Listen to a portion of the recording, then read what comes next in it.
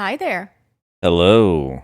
How are you doing on this fine Friday? It is the weekend at last, so I'm very happy. How are you? I'm good, just finished work. Now we're sitting down, gonna talk about the movies we watched this week. My favorite time of the week.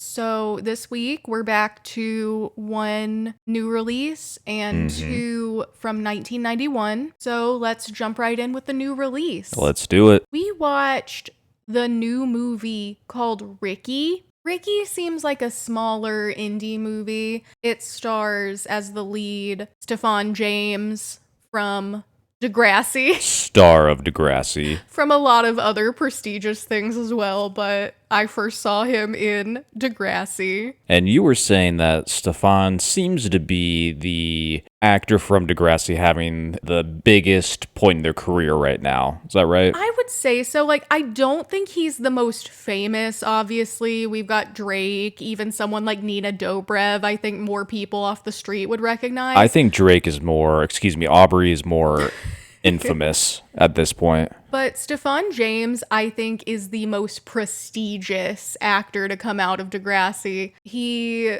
has just been in a lot of really acclaimed things. He was in the show Homecoming with Julia Roberts. That's cool. And he's the lead in If Beale Street Could Talk, which is an Oscar-winning movie. I actually never caught that one, but I should watch it because I really do like him. I think he's a great actor. Sure, I don't know if I've heard of that movie. Yes, jumping into Ricky. So Ricky is about this guy. Can you guess what his name is? Richard. Yes.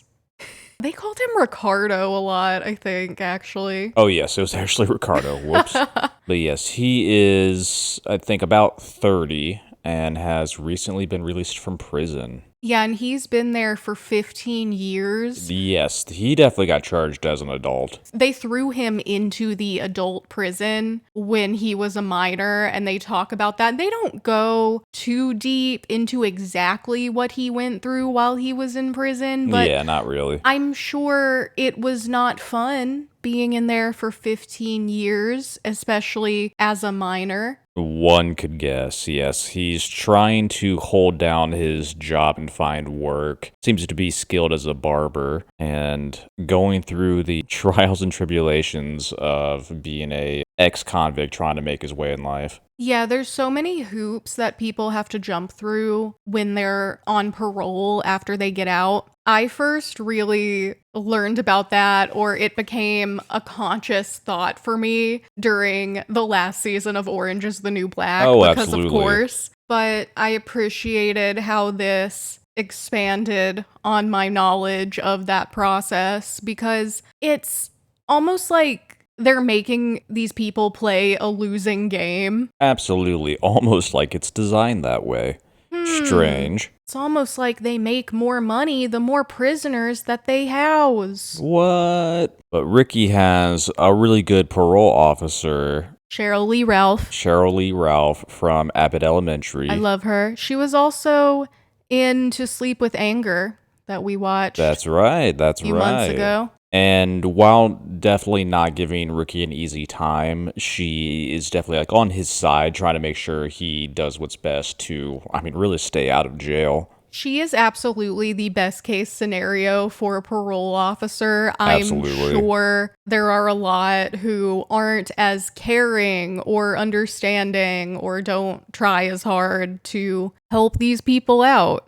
Because that's what those things should really be about, is helping people. You would think, but Ricky just keeps on finding himself in these situations. He almost gets robbed right at the beginning of the movie. That's when he's running away from these guys, I guess trying to rob him or beat him up or something.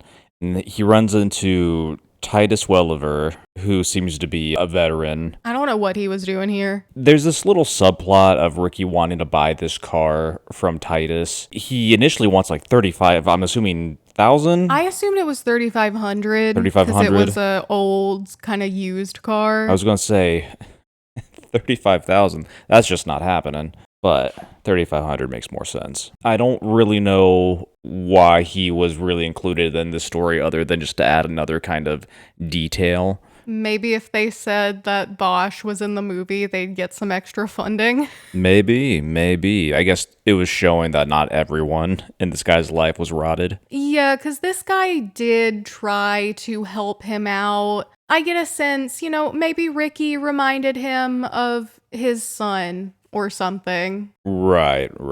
But for the most part, our main cast, it's Ricky, some of his support groups and friends, and then his immediate family, like brother and mother. Well, right off the bat, we see his mom is essentially giving Ricky an exorcism. Trying. I don't know what was going on there. Look, I am not that into such religious practices.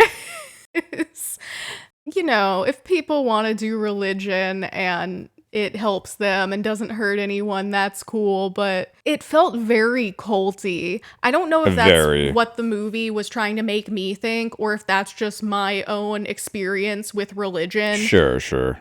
But it felt very culty, and I do think later in the movie they were trying to insinuate that the mom's religious presence isn't very positive, because we learn that her and the parole officer, Cheryl Lee Ralph, they know each other, and we don't dive huge into backstory or anything, but Cheryl Lee Ralph has this one line after the mom says, "You stopped coming to church." She says, "You guys shunned me because I was just being who I am." So I got the impression she's gay and the church shunned her for it. Yes, something in her lifestyle is being opposed by the rest of that congregation. Which makes that a negative church. Of course. And religious experience. This movie was really good at providing these, not subplots, but these just little nuggets of backstory kind of you could infer here and there. I appreciated that. I did too, because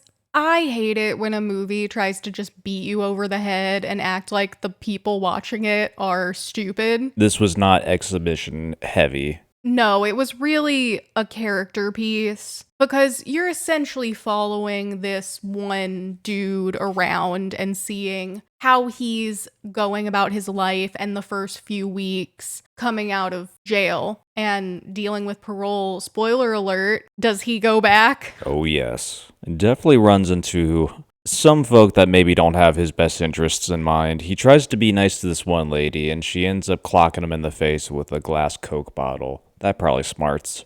Well, at the beginning of the movie, he meets this gal just on the street, essentially, and offers to cut her son's hair, which I would not let my son hang around the random guy who came up to us on the street. Seem random to me, but who knows? We do learn that they kind of know each other. Right. I think Ricky's brother works for the father of her child. Gotcha. Because they meet up at a party later, but there's some flirtation going on, but nothing too serious. So then he meets another gal. Was her name Diane? I think so. Yeah. He meets her at the parole kind of support group that they're required to go to. And, she invites him over. They hook up. I was very much under the impression that he was a virgin. Yes. Because he's been in prison since he was 15. Right. And, she doesn't like that he's texting this other gal. And so she does a little domestic assault. Not great. Not great at all. No.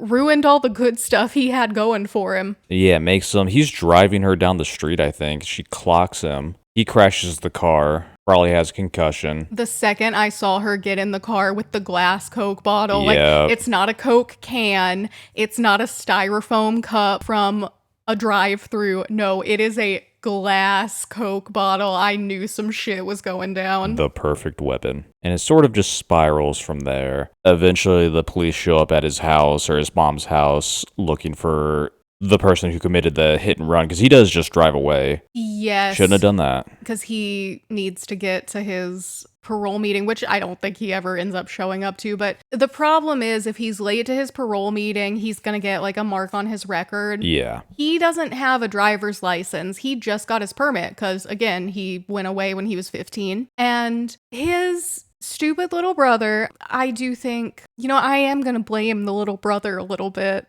He would not wake up and drive Ricky to the parole thing. He could have even just driven him there, dropped him off, and left, said, find your own way home. Right. It probably would have taken 20 minutes, but Ricky goes into his room, steps in his vomit because the little brother he's kind of a mess. Sometimes you gotta puke. He has a job with this, seems like music producer, but is also living this party lifestyle, it seems, which, he's young, so he's going out, he's drinking, he's smoking weed, very normal for a young person. Sure. It seems like he has a little money from this job. He has a pretty nice car that Ricky then decides to just take to drive himself. Had to get there. But yeah, I do think the brother holds some blame here. Oh, absolutely. The mom as well, she keeps giving Ricky a hard time instead of really offering any constructive help. She thinks giving him an exorcism,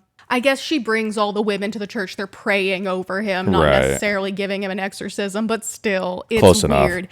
It's culty. It freaked me out. I did not like it. So eventually the police show up. They think it's the brother who did the hit and run because it's his car. But Ricky eventually steps up and I think they both end up getting arrested. Well, because at first Ricky goes out to see what the commotion is. And of course the cops are being rough with his brother. He never is physical with them, but he's kind of yelling at them like, hey, let him go. Like, yeah. Stop it. Because he probably wants to explain himself. But of course, these cops aren't going to give these two young black men a chance to explain themselves. They're just gonna be way too much with them. And so yeah, Ricky gets taken in for like hindering a cop or whatever the name of the charge is. And they still think the little brother did it. And the little brother's gonna take the fall, actually. Yeah, he was planning on it, saying like, I don't have any priors, anything like that. Don't worry about it. But Ricky can't have that. He steps up and he has integrity. Admits. He takes the full blame there and goes back to jail. I think they said for another 2 years. Yeah, because the movie does end, his brother comes and picks him up, he's out again. But you are kind of left with this idea of, well, parole, it's so harsh, and Ricky really doesn't seem like someone who's going to reoffend. Not at all, no, he's not violent. No, because like even the hit and run, it's not like that was on purpose. No, it was an accident. And his original crime was pretty bad. He didn't kill anyone, but he did shoot a store clerk because him and his friend were robbing a store. And his friend got away, so there's some resentment there. But I just think that goes to show how there really needs to be a divide in how we're going to prosecute and treat minors who commit crimes and adults, because it probably would have been more beneficial for Ricky to have whatever punishment is appropriate for a minor, because we do see that he has the ability to be rehabilitated. He seems pretty rehabilitated to me. 100%. This is kind of the story of a pretty decent person having to go through a really bad system, and he just gets chewed up by it. Yeah, he has unfortunate circumstances thrust upon him. I mean, even growing up, he was probably going to rob that store because his family didn't have a lot of money, you know? Exactly. And the most intense Ricky gets, and I will say this was one of my favorite scenes. I thought Stephan James was really killing it. He's working out in his garage. And his friend who did the crime with him comes over. And Ricky's feeling a type of way. The friend had to fire him from what looked like an Amazon job because they did a background check and he's a felon. So Ricky's mad because he needs that money for the car. So he sits the friend down on the bench press and he's just not spotting him and kind of making him just keep going. It's like a power move. Absolutely, a little payback to his friend. But it's not like he beat him up or anything. I think he threatened to at one point, but he didn't actually do it. Right, he's not violent by any means. If he wanted to punch his friend in the face one time, I think it would be justified. That'd be warranted, sure. But even then, he's a good person. He just wanted to freak him out a little bit, and I approve. Just showed up his friend at the gym, and that's all. Well, yes, Stephan James gave a great performance in this movie. Everyone gave a really good performance. I mean, it's not a happy story overall, but you have your good emotional points, your little points of hope for Ricky, brief though as they are. Yeah, it was a nice, smaller scale movie. Kind of a slice of life sort of thing. Yeah, I appreciated it. I'm going to give Ricky a 78%. Okay. I was going to go 83. Not bad. I don't really feel a need to watch this again. Same. I don't think this story exactly was for me, but I think it's a good story to be told, or a good indication of what that system kind of looks like and does to people.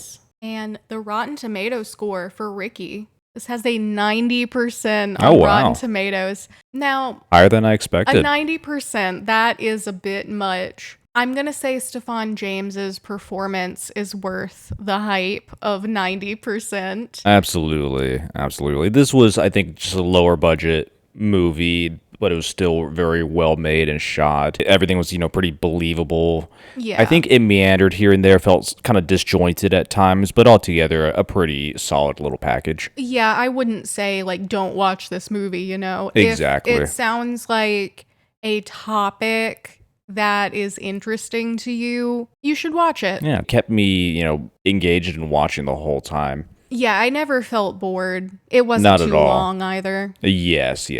I wish other movies we watched this week would have followed that example, but we'll get to it. I'm becoming grouchy old man. Anytime a movie is over 1 hour, I'm going to complain. Movies are all over 1 hour. They don't have to be. Yes, they do. Otherwise, they're TV shows. Just let me edit it down first before we watch these things. I'll look at the thumbnails, decide which parts seem important, and cut out the rest. I was about to say, do you know how much longer you'd have to watch the movie to edit it down? I'm a pretty good guesser. I think we'll be fine. Man, Dune Part 3 is going to be 3.5 hours long, Probably. Isn't it? I want to watch it. I'm going on this little Oscars. tangent because the new trailer just dropped. I haven't seen the trailer yet.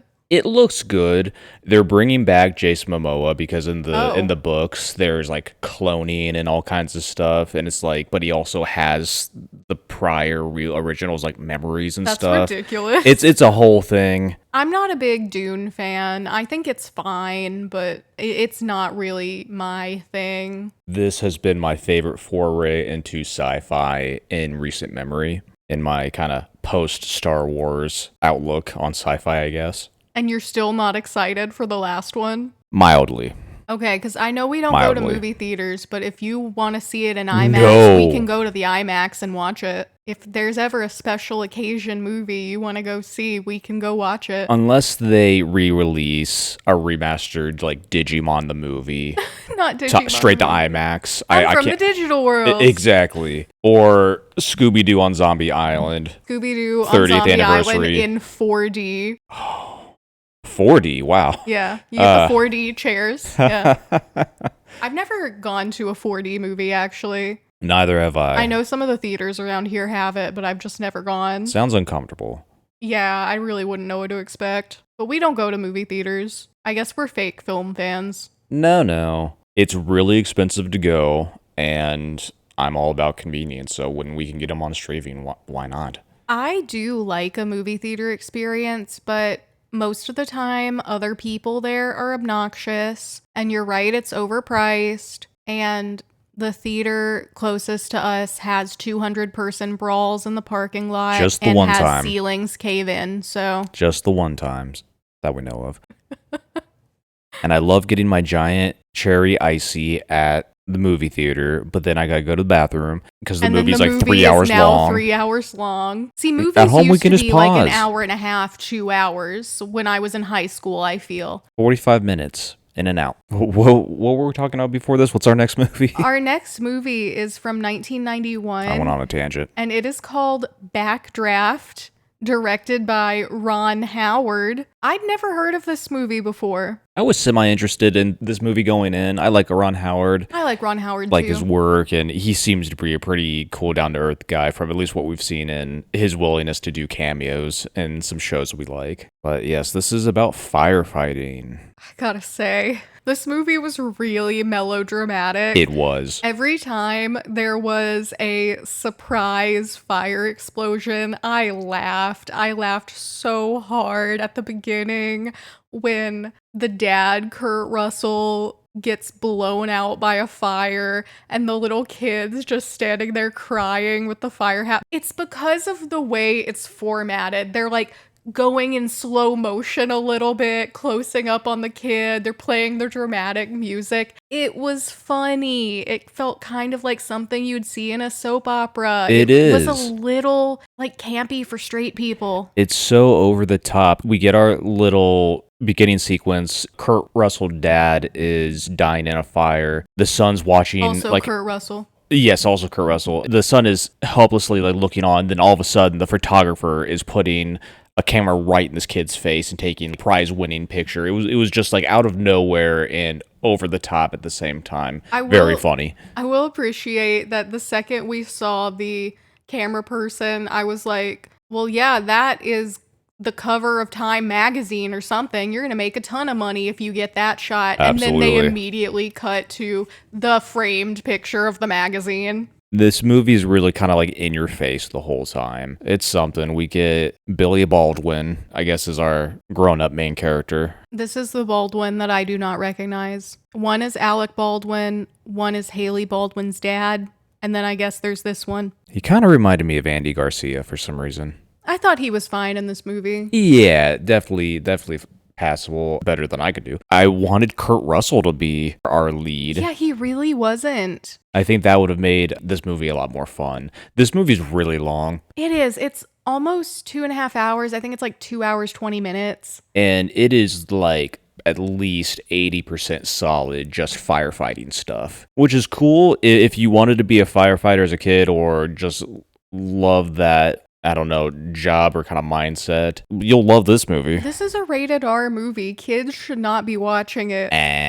Pretty violent. Get some real world experience, kids. Sometimes you'll open your front door and just things explode. I did have to ask you what a backdraft was, and then you told me what it was, and then they were doing it all over the movie, so I'm glad I had that context. Yes, they really hit you over the head with fire doing weird things and like multiple bros being like weirdly into and in love with fire. Donald Sutherland shows up randomly. I don't know why. The whole movie. Weirdly, the best part of the movie, he's doing his little Hannibal Lecter spiel because he's like a former arsonist, but I don't even know why he was there. I would say that the movie was just trying to rip off the success of Silence of the Lambs, but it came out just a few months after. There's no way it was ripping off Silence of the Lambs. It just kind of happened. Before we start ripping into this movie too badly, I'll say I think all the fire effects and like really practical effects, all the really tough shots that the stuntmen had to go through while being on fire a lot of times was very impressive. This was a hard directorial task from Ron Howard. Absolutely.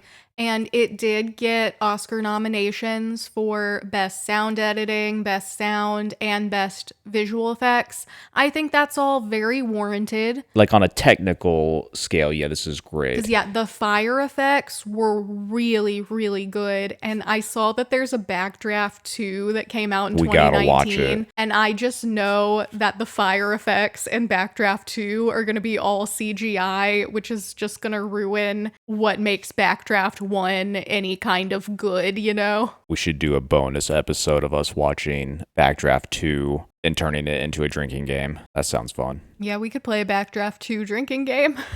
Well, I was saying, this movie on a technical standpoint was really impressive, but then you get the story and the characters, and oh boy.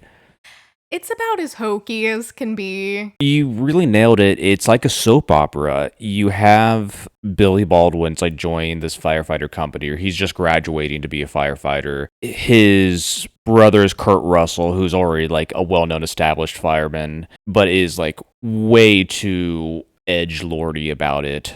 Yeah. Or over the top with it. He's the guy, he's running into every burning, smoking building without oxygen mask while everyone else is masked up. No one was wearing masks. Just breathing it all in. They show him coughing like twice. For as long as this movie was, I don't think that Billy Baldwin's character arc was very well done. Not really, no. Because he shows up and they say, oh, you ran away, and then he came back. And then he has this ex-girlfriend maybe, and they get together throughout the movie, but you really don't see any reason of why they like each other. And then We get this egregious scene of them trying to like quietly hook up on top of a fire truck. Then a call comes in and they're stuck on top of the fire truck half naked while it's driving through the streets towards a fire. I gave up at that point. If you want sex and fire trucks, you watch Titan. You're welcome.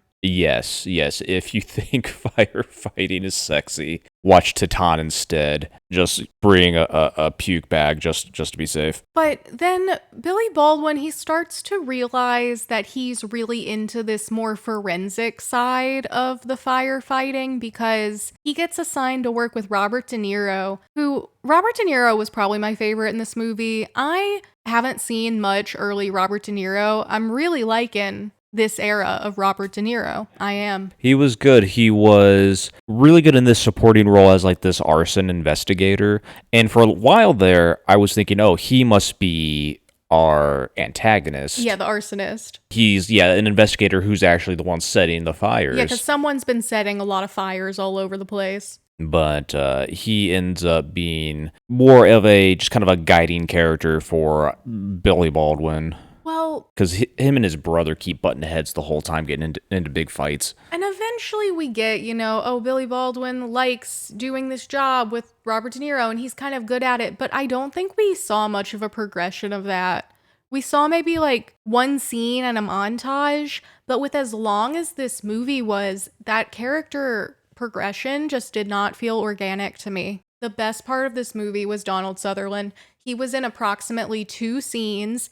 He was in a completely different movie from everyone else. He really was. And I enjoyed that movie far more than Backdraft. And all it seemed to be he was there for was he was involved like in an arson case that De Niro had been investigating, or was like a former arsonist who had been caught, something like that. Gives him a little like hints and clues and some insight onto like arsonist activities. But he is bug-eyed and giggling and just manic and having fun all over the place compared to the rest of the movie where it doesn't match up with the melodrama. I loved that scene where Robert De Niro went to Donald Sutherland's parole hearing. I don't think he'd be allowed to do any of that shit in a real parole hearing, but it was a really good scene. Yes, no one in this movie, I think, was acting to protocol or ethically. No, not at all. This movie is not realistic, and I don't think it's supposed to be, so it's fine. It's like a love letter to fire and firemen at the same time. Well, yeah, because at the end,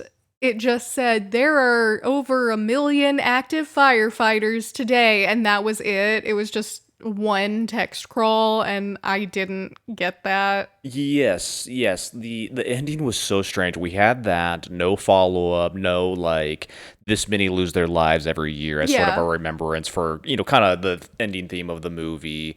We get this like big pan to like the city skyline. It was too much. It was this big grand finale for a movie that was half some really paranoid dudes just spewing like their philosophy on fire. Yeah, because fire, it was almost like a slasher villain, but also like something that some of these characters wanted to have sex with. They're talking about fire like, don't let it feel your fear. It can feel your fear. Yeah. Like, it's fire. No, it can't. Donald Sutherland's like, you gotta look into the fire. It needs look to into see its eyes. Look into its eyes. Kurt Russell's running from room to room, inhaling all the smoke, going, don't let it see you be scared. This movie treats fire the same way that Glenn Powell does in Twisters. It's like they almost are running from room to room going, be quiet so the fire can't hear you. We were almost there. Just nonsense. There's this weird, I guess it's the main plot overall, they're looking for this arsonist. The movie didn't really seem to take that whole side of it very seriously. No. It's the guy, he was in Silence of the Lambs, playing the Jack Crawford guy. He's a firefighter, but he's the one setting the fires. He was like their dad's best friend. Just out of nowhere, he's doing it because like the local politicians are taking money from like firefighters or something, and it's costing lives and stuff over time. So it's like a revenge plot that was shoehorned in. Yeah, I think his philosophy is if there are more fires, they won't get rid of more firefighters. I guess. But I personally would have liked this movie a lot more if they had had the balls to go with the Kurt Russell did it twist. Because for maybe 5 minutes, the movie's trying to get you to think that it was Kurt Russell. And you think about it, and it's like, you know what? That would actually make sense. And that is genuinely a pretty good twist. Yeah. But they did not have the balls to make Kurt Russell the villain. Yeah, he was a red herring for a quick moment. I don't know why they decided to go just so many different choices in this story that were odd, I guess. I agree. It's not even that the movie feels like overly disjointed. I guess it flows all right, but we were just getting really odd details here and there. Everyone keeps getting into fist fights and probably should be fired, but nope, right back to work. They had a dog named It. Yes, this horribly mangy dog that lives at the fire station that we saw twice. They decided to take time to introduce it. Oh yeah, this movie's way too long. Did I mention that? I like to think it was a callback to the Thing. Or yeah, that was its name, was The Thing. Thing. But yeah, it was in two scenes. Someone said, "You got something against Dalmatians," and then we never saw the dog again. I have to imagine it ran away because no one would give it a bath. This movie strikes me as one where there's like a 4-hour cut lying around somewhere. Oh, absolutely. That they wanted to do originally. I bet this movie was really popular at the time. I bet all of the middle-aged dudes were really excited to go to the theater for this one. I guess it is unique, and I'm sure it was really interesting to see at the time where fire is almost like a character. Like you said, it's like a slasher in this movie. I honestly didn't mind it. I just thought it was ridiculous, but sometimes it's fun when something is ridiculous. You're right. Just the characters and their motivations and everything. It's ridiculous. Don't take this movie about firefighters too seriously, and I think you'll enjoy this movie more than I did. I think Backdraft is a drinking game movie. Maybe. Take a shot every time a man wants to have sex with fire. You die. You'll be on the floor. But yes, Backdraft. What's your final thoughts on it? My score on Backdraft, I'm gonna give it a 57% because, like I said, I do think it was campy in a straight man kind of way. Sure. And the effects were really good, but did I like the movie?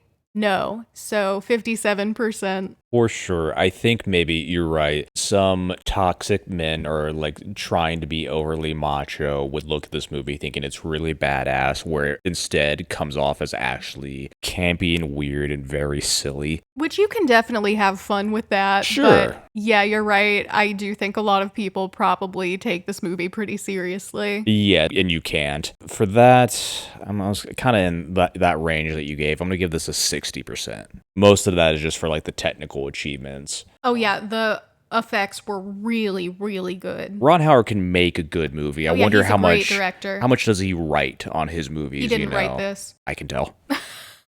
If he does write on his other works, I'm not sure. He is not credited on the screenplay for Backdraft. Hey, maybe he did the best he could. You know what, Ron? I still like you. I do too. I don't think the directing was the problem with Backdraft. And on Rotten Tomatoes, it has a 72%. Okay. Which is too high. I thought folks would love this movie, maybe. The audience score is just a 75%, so it's pretty in line with each other. I do think this movie, the style of it feels a little dated, so it might not hit as much with modern audiences. I'd never even heard of this movie. Neither had I. And Ron Howard is a big director even still today, and I'd never heard of this. Kurt Russell, still a big star, so. But 72%, I'm going to say that is overhyped. Yeah, this is not quite worth it. No, it's not worth 2.5 hours. If you're looking for like a goofy movie to turn into a drinking game, maybe, because it does get kind of just ridiculous and you can have fun with it. Yeah, but I think it's billed as like, a drama and a mystery thriller. No. This is not a good mystery thriller. Treat this as a comedy. Yeah. Not a very good one, but a comedy. Almost like The Room. Exactly.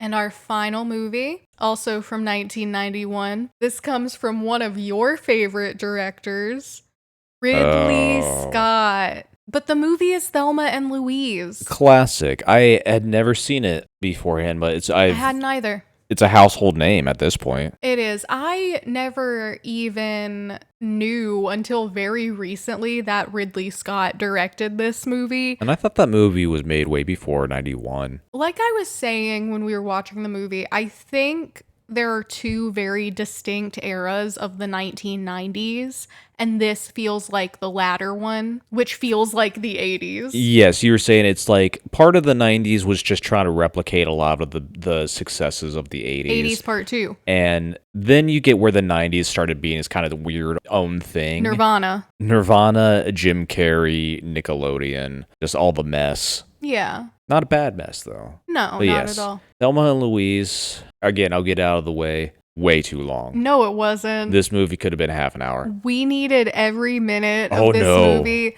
so that we could understand the character development and everything that goes along with that, because this movie is about two women and their lives and how they interact and how they feel and how they relate to femininity and how men treat them. And you know what? All of it was necessary. I'm surprised this movie was directed by a man, but it was written by a woman, and it did win the Oscar for Best Original Screenplay. Keep the same plot beat for beat almost. You'd expand on a lot as well. This would have been a better miniseries. This would have been a cool miniseries. End it the same way. That's fine. I am sure in the next, let's say, 20 years, we are going to get a Thelma and Louise miniseries. You think? Interesting. I wouldn't be shocked. They remake everything nowadays. True. Yeah, you would get Susan Sarandon and Gina Davis just giving it their all. And it looked like they were having a really fun time with this movie. Killing it. Honestly, they should have been allowed to share the Best Actress Oscar. I agree. I think the only reason neither one of them won this year is because they probably split the vote. Because how do you choose between Thelma and Louise? You can't. Who was your favorite of the two characters? I think I related a little more to Thelma. Thelma was my favorite as well. Now, Louise does get I love Susan Sarandon so much. Top grades for blowing away that assaulter right at the beginning. Oh, that was so good. Was even going to let him go, but he couldn't keep his mouth shut. The moral of this movie is men, keep your mouth shut. My favorite theme throughout this movie, because we get multiple instances of it, starting with that really big one. I love seeing the reaction of men throughout this movie when things involving Thelma and Louise don't go the way they expect. When a woman has power over them. Exactly, going from just them getting hit to them being shot at, or car chases, or not complying with the Harvey Keitel FBI guy. Harvey was pretty good in this movie, but I don't think he was necessary, honestly. Yeah, ultimately unnecessary. It could have just been the guy from Glee. I still want to see an edit of him saying, "Who is Josh Groban? Kill yourself," and then them careening the car off the cliff. That must exist somewhere. He's so good in Glee. I think it would have made more sense, or would have worked better and cut down a lot of the time, looking at you, Ridley, to make the police chasing after them just sort of an overarching, threat in the background, because they're doing all, Thelma's holding up stores. Of course, the police are going to be after you at some point. The more and more you do these things, you blew up a truck tanker thing. Of course, cops are going to be looking for you after a little while. That would have been fine, and you can still focus on Thelma and Louise even more directly. That's fair. I wouldn't have minded that. Do you think Brad Pitt was necessary in this movie? Yeah, I actually do really think Brad Pitt was necessary in this movie. I'm not sure. I'm not sold. Now, did it necessarily have to be Brad Pitt? No. Honestly, young Brad Pitt in this movie was giving me Timothée Chalamet. Not Timothée Chalamet acting, but Timothée Chalamet as a person. Mannerisms, yes. Even when they, zoomed out, I was like, his body type is even giving Timothée Chalamet. You were saying very much this was Brad Pitt in his pool boy era. I mean, it was. He started as a pool boy for that soap opera producer, man. Interesting. Nothing wrong with that, as long as it was above board. There's a lot of other things wrong with Brad Pitt, though. I don't like the man. Agreed. I think they should take his Oscar and put him in jail. When multiple of your children are dropping your name from Essentially all of them. Essentially all of them, yes. But anyway, I do think Brad Pitt's character was necessary in this movie. Fair enough. First of all, he's driving a lot of the plot that happens later on. And second of all, I really do think it is cathartic in a way for the audience to see Thelma enjoying herself with a man who, now he did like take their money and run off, but I don't think he disliked her, you know? Right. He was the polite robber. Enjoy their time together because we learn she's only ever been with this shitty husband of hers since she was 14, which, girl, yes. None of this is your fault. Yeah, before Thelma careens the car off a cliff, I think it's good for us to know that she at least got to have one, at least positive in the moment, sexual experience. She got to have some fun robbing folk. Had a great time. I loved when she was robbing that store. That was so fun. Held up that police officer and stuck him in his own trunk. I did think it was funny that we didn't see that scene from inside the store. We saw it from her husband and the cops watching the security footage. Yes, that was fantastic. This movie has some really good shots. I'm not going to say really can't make a good-looking movie. No, he made Alien. Come on now. He's not a bad director. Did Napoleon even look bad? You know, I think Thelma Louise looked better. At least had more color. It felt more alive. You're not about to say something positive about Napoleon. Never. What about Vanessa Kirby and Napoleon? How'd she do? You know what? She made a mistake when she read that script and agreed to it. So I'm sorry, Vanessa. That is a strike against you. Joaquin, you've been written off. I mean, yeah, Joaquin, don't you dare do that to Todd Haynes. Exactly. Don't you dare. At least they're making the movie with Pedro now. But yes, Thelma and Louise, classic, very iconic. I found myself kind of wondering when was it going to end? And that's me being very biased and jaded against Ridley Scott recently. One, for his bastardization of historical movies. And also it seems like, I mean, he's like 80-something, right? Yeah. When you're 80-something making 3+ hour long movies that are very meh, it just makes me think you've got a bloated ego and you just can't stop yourself. And I'm wondering how much are we still seeing of that, you know, back in 91. I didn't like his comments when The Last Duel came out, but he does have another movie coming out this year starring Jacob Elordi, so what is it that to look forward to. I think it's called Star Dogs or something like that. I don't know what it's about. Can you imagine if he did The Odyssey? I don't think it would be very good. I know I've been on here saying that The Odyssey is going to be bad, but it comes out next week. The critics have watched it, and they're saying it's like the best movie ever made, and it's going to win all the Oscars, so I might have to eat my words on that one, but we'll wait until we watch it. Gladiator 2 was one of the worst movies I've seen in recent memory. The only good thing about Gladiator 2 was Denzel Washington and the monkey.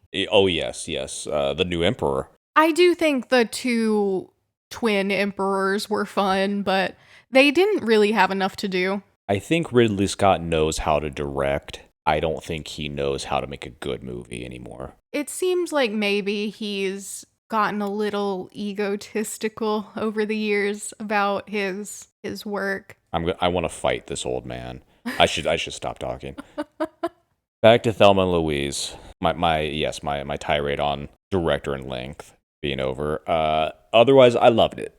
What a fun movie. As much as I don't like modern day Ridley Scott, I can never take away from him that he made Alien or Thelma and Louise and great movies. Something, broken clocks twice a day. Yes. I really, really loved this movie. Now, one thing I was a little disappointed by, but I don't think it's a bad thing about the movie. Everything I've ever heard about Thelma and Louise is that it's a lesbian road trip movie. And I figured it wouldn't be too explicit. I knew that they were going to kiss before they careened off of the cliff, because everyone knows that. Oh, you didn't know? I did not know that. I knew they drove off the cliff, but I've never actually seen any scenes from this movie at all. I think maybe for like 91, maybe, but nowadays, no, not at all. Maybe that was shocking in 91. A story about two friends. I just didn't think that they had sexual chemistry with each other. Not at all, no. I kind of thought maybe the movie would feel a bit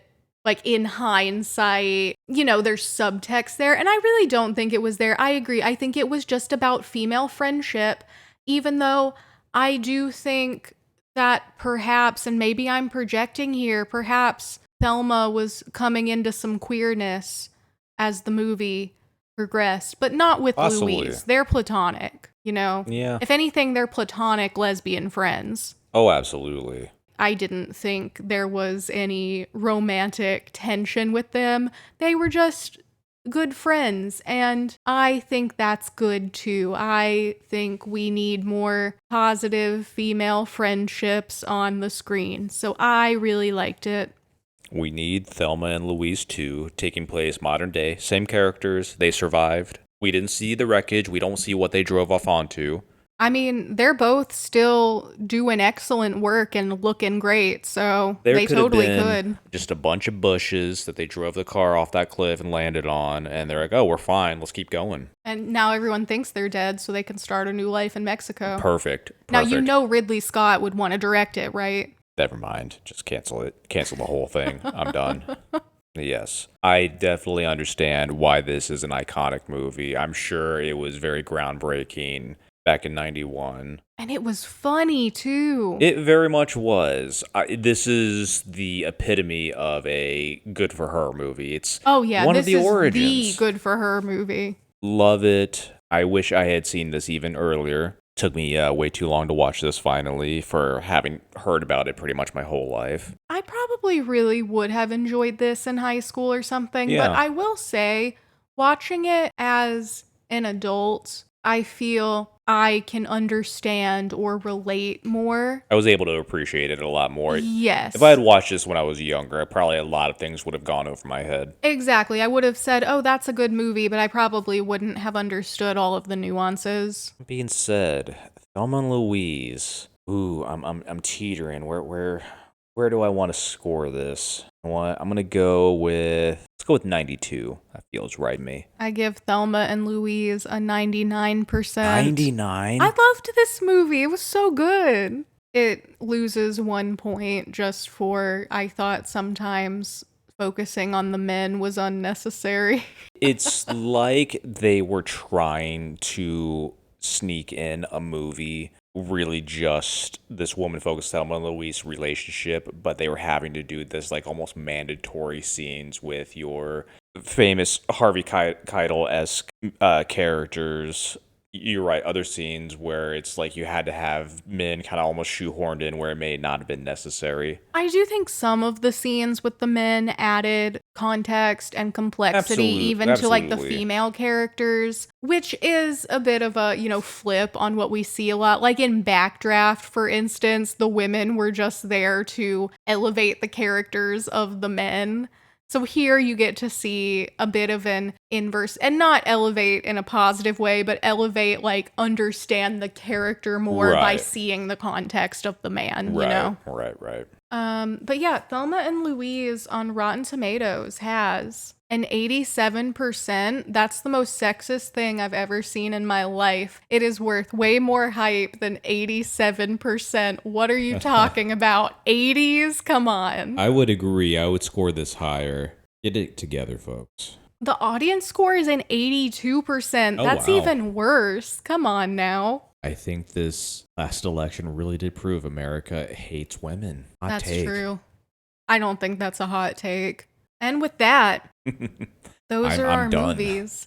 If I'm rating this week, I do like ranking the week. I'm going to say Thelma and Louise, and then I'll put Ricky Backdraft. I would say the same. Yeah. Thelma and Louise definitely outshines everything this week. By a mile. That's to be expected. It's Thelma and Louise. Give it a watch, y'all. It was fun. It is. With that. Goodbye. So long.